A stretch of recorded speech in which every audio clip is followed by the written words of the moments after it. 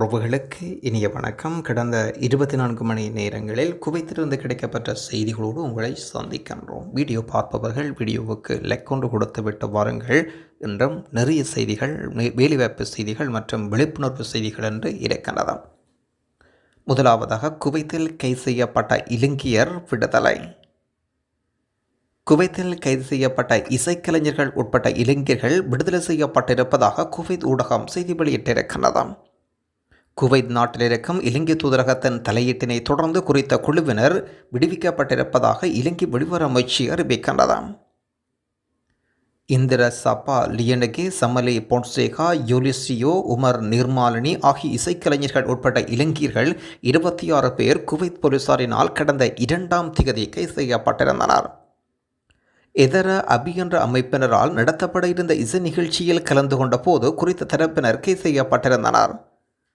இசை நிகழ்ச்சிக்கு உரிய அனுமதிகள் பெறாமையினால் அவர்கள் கைது செய்யப்பட்டிருப்பதாக அறிய முடிந்தது. இதனடிப்படையில் பாடகர்கள் தவிர இசை நிகழ்ச்சிக்கு வருகை தந்த இசைக்குழுவினர் மற்றும் அதை ஏற்பாடு செய்தவர்கள் இசைக்குழுவின் இசைக்கருவிகளும் போலீசாரினால் கைப்பற்றப்பட்டிருந்தது. இவ்வாறு இருப்பினும் குவைத்தில் இருக்கும் இலங்கை தூதரகம் அதிகாரிகளின் நேரடி தலையீட்டின் பேரில் இவர்கள் 24 பேர் விடுவிக்கப்பட்டதாகவும் ஏற்பாட்டுக் குழுவில் இருக்கும் 2 தொடர்ந்து போலீஸ் காவலில் தடுத்து வைக்கப்பட்டிருப்பதாக இலங்கை வெளியுறவு அமைச்சு செய்தி வெளியிட்டிருக்கிறது. குவைத் மண்ணில் பல்வேறு அமைப்புகளும் பொது அமைப்புகளும் பல்வேறு இடங்களில் கூடுவதும் அனுமதியில்லாமல் கூடினால் இதுவும் தண்டனைகளில் உள்ளடக்கம். குவைத்தில் ஆர்ப்பாட்டங்கள் நடத்தவோ இதுபோன்ற வேலைகள் செய்வதோ அனுமதியில்லாமல் செய்தால் முற்றுமுழுதாக தடை விதிக்கப்படும். குறிப்பாக குவைத்தில் ஆர்ப்பாட்டங்கள் செய்ய முடியாது என்பதும் குறிப்பிடத்தக்கது. குவைத்தில் சிவில் சர்வீஸ் கமிஷன் 583 பேரின் முகவரிகளை ரத்து செய்தது.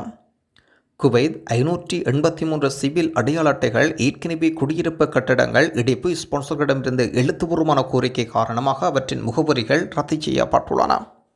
சிவில் சர்வீஸ் கமிஷன் கவனமாக ஆய்வு செய்த பிறகு இந்த உத்தரவை வழங்கியிருக்கின்றனர். இல்லையெனில் 1982ஆம் ஆண்டு இலக்க கூற்றின் அடிப்படையில் 100 தினார்களுக்கு மிகாமல் அபராத தொகைகள் விதிக்கப்படலாம் என்ற ஆணையம் எச்சரிக்கை வழங்கியிருக்கின்றது. கேரள வயநாடு நிலச்சரிவின் காரணமாக குவைத் அமீர் அவர்கள் இந்திய ஜனாதிபதிக்கு இரங்கல் செய்தியை அனுப்பியிருக்கின்றார். குவைத் அமீர் அவர்கள் அல் சஃபா வயநாட்டில் ஏற்பட்ட இயற்கை பேரிடருக்கு இரங்கல் தெரிவித்துள்ளார். அவர்கள் இழந்து வாடும், காணாமல் போனவர்கள், காயமடைந்தவர்கள் மற்றும் அவர்களது குடும்பத்தினருக்கு தனது இரங்கலை வெளிப்படுத்தியிருக்கின்றார். காயமடைந்தவர்கள் குணமடையவும் காணாமல் போனவர்கள் பாதுகாப்பாக நாடு திரும்பவும் பிரார்த்திப்பதாக பேரழிவின் விளைவுகளை அரசும் அதிகாரிகளும் சமாளிக்க முடியும் என்று அமீர் தனது அனுதாப செய்தியில் அறிவித்திருக்கின்றார். கடனை செலுத்துவதில் தாமதம் பயணத்தடைக்கு போதுமானதாக இல்லை என்ற ஒரு கருத்தொன்று இருக்கின்றது. நீதிமன்ற பயணத்தடைகள் தொடர்பான புதிய கொள்கைகள் நிறுவியிருப்பதுடன் கடனை செலுத்துவதில் தாமதம் செய்வதும் தானாக பயணத்தடையை நியாயப்படுத்தாது என்று தீர்ப்பு வழங்கப்பட்டிருக்கின்றது. பயணம் செய்ய விரும்புவது அவசியமாக கருதப்படலாம் என்று நீதிமன்றம் வலியுறுத்துகின்றது. குவைத் பெருஜியொருவர் தனது முன்னாள் மனைவி விதித்த பயணத்தடையை நீக்க கோரி தனிப்பட்ட அந்தஸ்து வழக்கில் கடன் தொடர்பாக அவருக்கு எதிராக வழக்கு தொடர்ந்திருந்தார். ஆரம்பத்தில் நீதிமன்றமும் மேன்முறையீட்டு நீதிமன்றமும் அவரது கோரிக்கையை முன்னே நிராகரித்தனர்.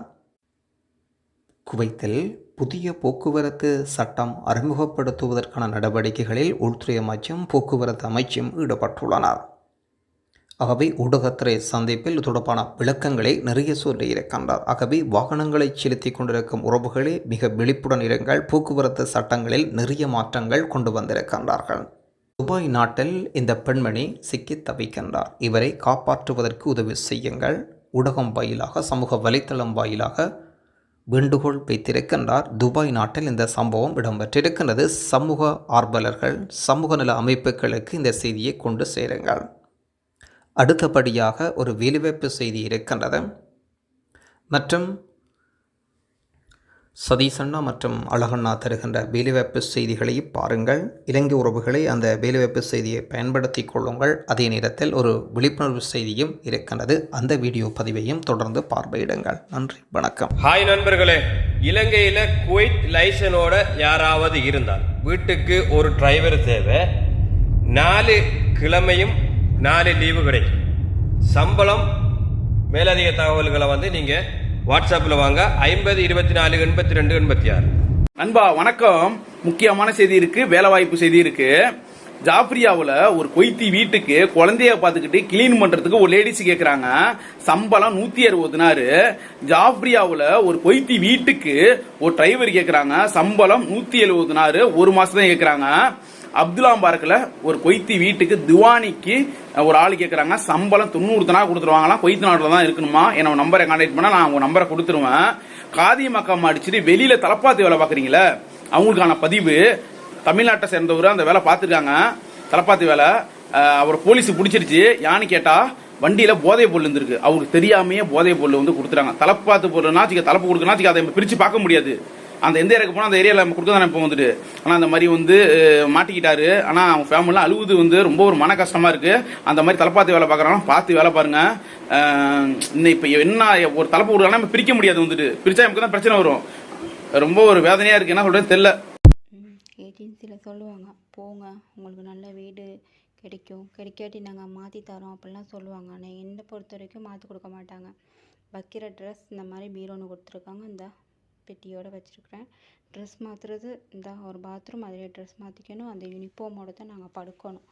ஒரு ரூம் இருந்துச்சுன்னா நாங்கள் ட்ரெஸ்ஸை மாற்றிக்கிட்டு நாங்கள் படுக்கலாம்.